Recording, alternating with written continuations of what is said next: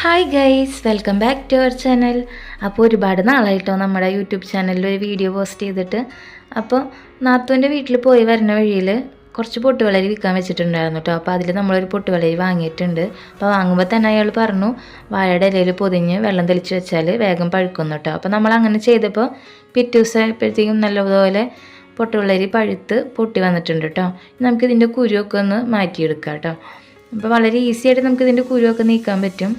ഒരു സ്പൂൺ ഉപയോഗിച്ചിട്ട് നമുക്ക് വളരെ എളുപ്പത്തിൽ കുരുവൊക്കെ ക്ലീൻ ചെയ്തെടുക്കാം. അപ്പം ചിലർ ഇതിനെ പഴവെള്ളരി കക്കിരി എന്നൊക്കെ പറയും കേട്ടോ. നമ്മുടെ ഇവിടെ പൊട്ടുവെള്ളരി എന്നാണ് പറയാറ്.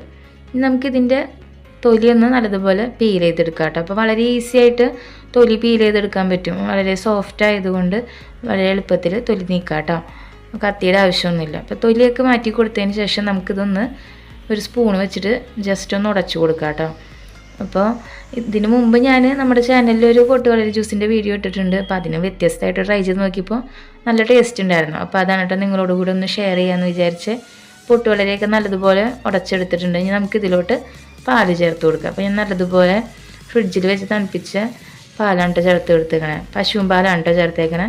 ഇനി ഇത് നല്ലതുപോലെ ഒന്ന് പാലൊഴിച്ച് മിക്സ് ചെയ്തെടുത്തതിന് ശേഷം നമുക്കിതിലോട്ട് മിൽക്ക് മെയ്ഡ് ചേർത്ത് കൊടുക്കാം കേട്ടോ. അപ്പോൾ പഞ്ചസാരയ്ക്ക് പകരം മിൽക്ക് മെയ്ഡാണ് ചേർത്ത് കൊടുക്കണം. മിൽക്ക് മെയ്ഡ് ഒന്ന് ഒഴിച്ച് മിക്സ് ചെയ്തെടുത്തതിന് ശേഷം ഞാൻ കുറച്ച് സേമിയ പഞ്ചസാര ഇട്ടൊന്ന് കുക്ക് ചെയ്തെടുത്ത് വെച്ചിട്ടുണ്ട് കേട്ടോ. അപ്പോൾ വളരെ സോഫ്റ്റായിട്ടല്ല കുക്ക് ചെയ്ത് വെച്ചേക്കണം, ജസ്റ്റ് ഒന്ന് കടിക്കാൻ കിട്ടുന്ന രീതിയിൽ കുക്ക് ചെയ്ത് വെച്ചേക്കണം കേട്ടോ. അപ്പോൾ അതൊന്ന് ഇതിലോട്ടിട്ട് മിക്സ് ചെയ്ത് കൊടുക്കുക. അപ്പോൾ പഞ്ചസാര ഇട്ട് കുക്ക് ചെയ്ത് എന്തിനാന്ന് വെച്ചാൽ അല്ലെങ്കിൽ സേമിയയ്ക്ക് മധുരം ഉണ്ടാവില്ല, അത് കാരണമാണ് കേട്ടോ. അപ്പോൾ സേമിയൊക്കെ ഇട്ട് നോക്കിയപ്പോൾ ഇതിൽ കുറച്ച് മധുരം കുറവാണ്. അപ്പോൾ നമ്മൾ ബാക്കി മിൽക്ക് മെയ്ഡും കൂടെ ഇതിലോട്ട് ചേർത്ത് കൊടുത്തിട്ടുണ്ട് കേട്ടോ.